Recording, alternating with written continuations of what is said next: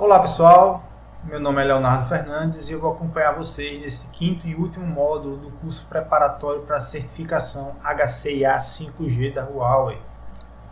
O 5G terá um desempenho muito superior aos das gerações anteriores de comunicação móvel. A velocidade prevista será 10 vezes mais rápida do que a atual, chegando a taxas de 20 gigabits por segundo para downlink e até 10 gigabits por segundo para uplink. Além disso, ele permitirá encurtar a latência ponta a ponta para algo inferior a 5 milissegundos.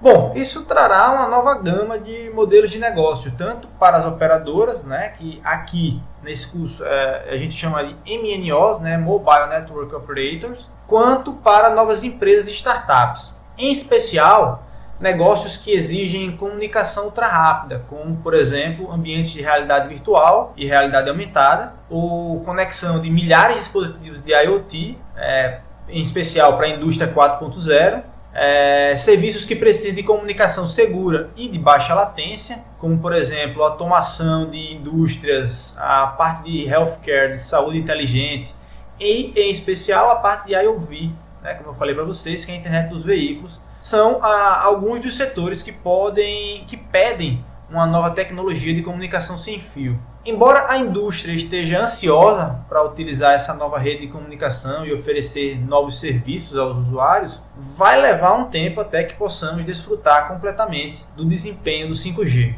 E devido a isso, a implantação será feita em fases.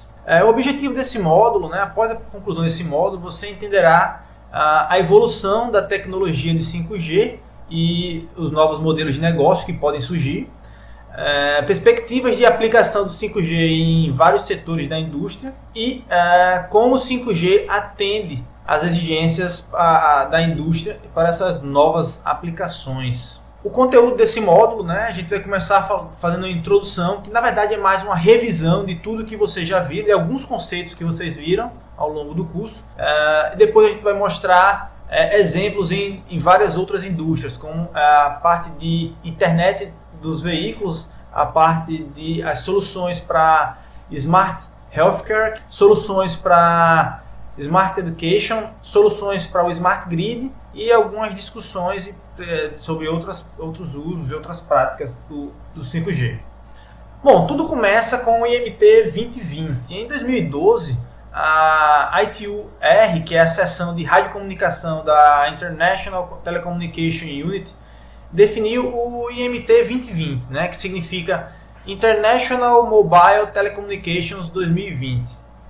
Esse termo tinha o objetivo de apresentar como que ele enxergava, como que o pessoal da ITU enxergava a comunicação sem fio para 2020 e para além de 2020, né, a partir de 2020 em diante. Com isso, foi montado um grupo que envolve empresas do setor, universidades, centros de pesquisa. Esse grupo foi chamado de 3GPP e esse grupo ficou responsável por definir um padrão de especificações técnicas para toda a infraestrutura necessária para estas novas redes de telecomunicação sem fio. Essa padronização começou a ser definida em 2015, onde o grupo apresentava releases, né? Relatórios com as especificações. Em 2017 saiu a release 15, fase 1, para o que a gente chama de NSA, né? Que é Non-Standalone. E NSA significa que a rede, o core dela vai usar o LTE, né, o núcleo do LTE, e depois em 2018 saiu a Release 15 Fase 1 Standalone, ou seja, nessa fase já usando o New Radio, né, um novo rádio, que significa o quê? Que a rede será completamente independente do 4G LTE. E, bom, em 2020 saiu a Release 16. A previsão inicial do grupo era concluir a padronização completa em 2020. Mas, devido à pandemia, esse cronograma vai atrasar, né? A previsão agora é sair a Release 17, que é o 5G com aprimoramentos, apenas em 2021. Algumas das especificações chaves definidas pelo IMT 2020 são espectro de rádio, começando o mesmo do 4G, né? Ou seja, de 6 GHz, mas que para atingir uma capacidade completa, né, será utilizada as ondas milimétricas, né, o MM Waves, que aí começa em 30 GHz e vai até 300 GHz. O requisito mínimo de densidade de conexões é de 1 milhão de dispositivos por quilômetro quadrado. A taxa pico do downlink vai ser de 20 gigabits por segundo, né? A latência máxima é de 4 milissegundos na fase 1, com possibilidade de chegar a 1 milissegundo fase 2, entre outras especificações.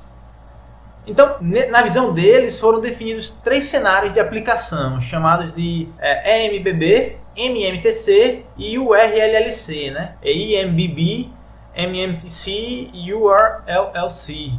Bom, vamos entender um pouco mais esses acrônimos. IMBB é a dimensão que diz respeito sobre a alta velocidade, né, a largura de banda, e que está incluída na 5G Release 15, né, na fase 1. Essa fase ela pavimenta o caminho para as outras dimensões, que é a URLLC e a MMTC. Nessa fase já será possível aplicações no nível de realidade virtual e realidade aumentada. A taxa esperada para downlink já nessa fase é de 20 gigabits por segundo. A outra dimensão é o URLLC. Essa dimensão fornece os menores valores de latência para satisfazer as necessidades de comunicação crítica. Alguns casos de uso potencial desta categoria incluem controles de voo por drone, automação localizada em fábricas. Embora a base para a estrutura do URLLC já tenha sido identificada na Release 15 non-standalone, a Release 16 é que adiciona e aprimora ainda mais as características do URLLC, tá? Com relação ao MMTC, essa é uma dimensão que ela é projetada para suportar uma enorme quantidade de dispositivos e aplicações de comunicação simultânea, né? Em especial para a internet das coisas ou IoT. A ideia é que exceda a 1 milhão de conexões por quilômetro quadrado. Por que esses cenários foram definidos, né? O 5G suporta uma variedade grande de casos de uso. Cada um desses casos de uso requer valores diferentes para performance em termos de capacidade de tráfego, pico de velocidade, eficiência do espectro, latência, eficiência energética, etc. Então, a qualidade para esses serviços vai variar também. Por exemplo, imagina a cirurgia à distância, né? Exige uma latência muito menor do que uma aplicação de realidade virtual. Então, a qualidade de cada serviço pode ser definida dinamicamente graças às novas tecnologias do 5G, como Edge Computing, SDN, a parte de Network Slicing. Contudo, nem todos os serviços estarão disponíveis logo nas primeiras fases do 5G. E é por isso que o IMT 2020 definiu fases para a implantação. O 5G ainda está em sua fase inicial de implantação e tem uma cobertura muito fragmentada nesse início. Alguns dos casos de uso podem não estar ainda prontos para as chamadas indústrias verticais. Por exemplo, os serviços que requerem alta confiabilidade e desempenho dentro de grandes áreas pode ser que não esteja pronto nessa primeira fase de implantação, da primeira onda do 5G. Na fase 1, apenas a dimensão de EMBB será aplicada. Essa dimensão, como eu já falei, foi definida na Release 15 do 3GPP. Cenários como transmissão ao vivo de eventos ou jogos, ambientes de realidade virtual poderão já se beneficiar nessa primeira fase. A parte de URLLC e MMTC entram na fase 2, definida na Release 16. Nessa fase também será possível aproveitar tecnologias como o slice da rede, o isolamento da transmissão de user plane e control plane e a arquitetura distribuída de rede. E por último, os aprimoramentos que vão ser definidos na Release 17. O 3GPP acredita que a adoção será feita em o que eles chamam de three waves, né, em 3 ondas. A primeira onda pegará as aplicações de realidade virtual e realidade aumentada. Depois vem a segunda onda com a latência ultra baixa. E aí começam as aplicações de IoV e de fábricas inteligentes. Na terceira onda vem o MMTC, né? Que vai permitir uma conexão massiva de dispositivos de IoT.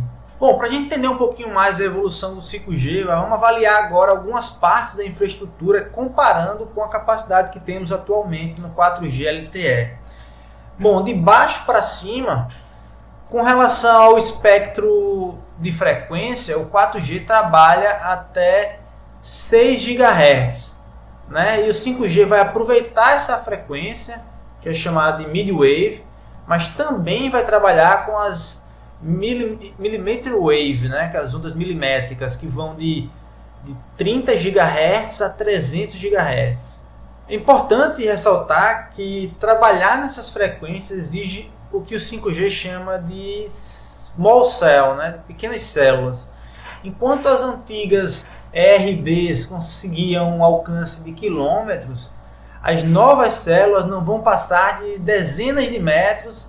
Com relação à interface aérea, o 5G definiu recentemente o que ele chamou de New Radio. O NR, que é o New Radio, é como se fosse a especificação da camada física da rede. Nessa camada são definidas coisas como waveforms, a estrutura do frame, a parte de numerologia, MM-Wave Operation, Multi-User MIMO. Bom, com relação à arquitetura de rede, o 5G leva vantagem para usar um hardware comum, o que diferencia do 4G, que precisava de hardware dedicado para cada função da rede, né? Isso que chamaram de Software Defined Network, ou SDN. Isso vai permitir a virtualização de funções da rede, bem similar como ocorre hoje com computação em nuvem. Outro componente-chave da arquitetura é a possibilidade de fazer slicing de rede. O que é isso? O slice de rede é um conjunto de características que formam uma rede celular completamente virtual. Então, na mesma rede, a gente vai ter fatias de rede, e essas fatias serão quase que completamente independentes das outras, né?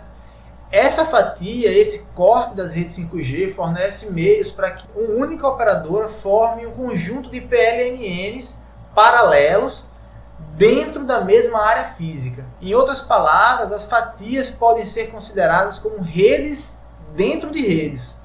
Essas fatias, elas podem ser criadas e terminadas quando necessárias, né? E podem ser ou temporárias ou por um período de tempo mais longo.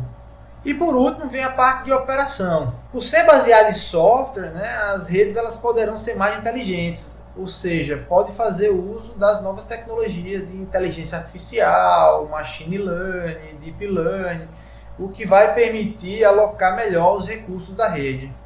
E aqui alguns números para a gente entender a evolução do 5G em comparação com o LTE, tá?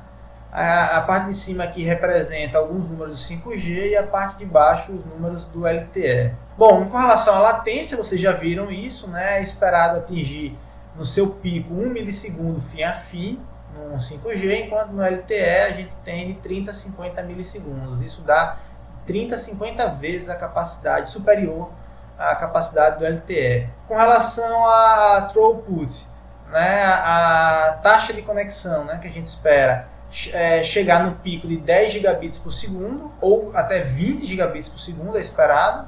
Isso é 100 vezes superior ao que a gente tem hoje no LTE. Com relação à quantidade de conexões de equipamentos conectados por quilômetro quadrado, no 5G se espera 1 milhão de equipamentos por quilômetro quadrado, o que também é 100 vezes superior ao que a gente tem no LTE. E uma das tecnologias mais esperadas é o slicing da rede, né, que permite fatiar a rede, ou seja, colocar o que a gente chamou de rede dentro de rede.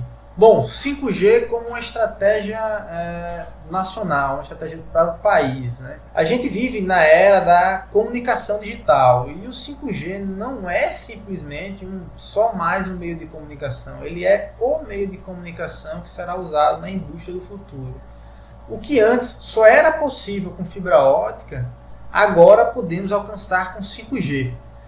E assim a gente vai conseguir chegar em lugares e em dispositivos onde o uso de fibra era inviável. Por exemplo, dispositivos robóticos que tinham muita movimentação, o uso de fibra poderia atrapalhar. É a nova corrida tecnológica dos países, né? Não é à toa que vemos tantas notícias sobre 5G chegando, inclusive, na esfera política. Bom, modelos de negócios com o 5G, né? O 5G vai permitir a geração de uma nova gama de negócios Por quê? Como ele é baseado em novas soluções de computação em nuvem e virtualização de rede, isso abre portas para muitos novos stakeholders, como, por exemplo, o provedor de serviços de data center. Antes de começar a operar, as MNOs, né, que são as operadoras, elas precisam adquirir as licenças de operação em determinados espectros de frequência. Na Alemanha, em 2019, 4 MNOs adquiriram licenças de operação em frequências de mid-band e o custo de cada licença ficou na casa aí de 1 a 2 bilhões de euros. Feito isso, o próximo passo é investir em infraestrutura de 5G, o que inclui redes de rádio, transporte e a parte de core da rede. Em vez de investir na rede completa, né, porque é muito caro isso, a operadora ela pode considerar alugar provedores de serviço tipicamente baseados em data center. Né? Uma estratégia de distribuição das estações bases é fundamental. Então, vai ser preciso balancear o aspecto técnico e econômico da região usando 3 dimensões. Primeiro, capacidade oferecida. Segundo, a cobertura de rádio da região. E terceira, a qualidade do serviço. Né? Todos os operadores vão ter que avaliar essas 3 dimensões para saber como ela vai evoluir numa determinada região. Por exemplo, não faz sentido o mesmo equipamento ser usado no centro de uma grande cidade, como São Paulo, e pegar esse mesmo equipamento em uma área rural. E a infraestrutura do 5G ela vai permitir novos negócios para as operadoras. Um exemplo seria a parte de assinatura de TVs, e outros serviços que poderão ser disponibilizados por estas redes específicas, né? Como, por exemplo, oferecer as fatias do slice de rede. Né? A parte de produtos, né? Novos equipamentos de rede vão ser necessários para o 5G, obviamente, assim como novos dispositivos móveis. Né? Isso traz, lógico, uma demanda para essas indústrias. E tudo isso, claro, vai dar um boom na economia dos países que forem trabalhar com 5G. Bom, um novo modelo de negócio esperado com o 5G é o chamado Network Slicing as a Service. Né? As operadoras poderão cobrar sobre os serviços por slicing, tá? Por fatia. Por exemplo, dentro de estádios ou concertos, ou mesmo alocar um determinado slice para uma determinada indústria. Ou, como por exemplo, já foi citado, o setor elétrico poderia alocar um slice, dado que é uma indústria de alta demanda de comunicação e extremamente importante. As operadoras também poderão cobrar por tempo de uso do serviço, como já ocorre hoje com serviços de cloud. Imagine em um jogo importante em um estádio e uma transmissão em um slice que pode ser usada através de ambientes de realidade virtual. Essa transmissão ela termina assim que a partida termina. Com isso, o 5G muda a atual forma de cobrança, que no máximo, normalmente a forma de cobrança é feita pela largura da banda ou pela quantidade de dados que é usado. Isso muda, né, o modelo de negócio para as operadoras. Bom, então a chave para o sucesso, né, como eu falei, o sucesso do 5G são esses novos modelos de negócio, né, que as operadoras poderão ofertar junto com seus parceiros. As indústrias terão a possibilidade de se diferenciar através dessas novas tecnologias. A construção de todo esse ecossistema vai dar um boom interessante na economia. Então é isso.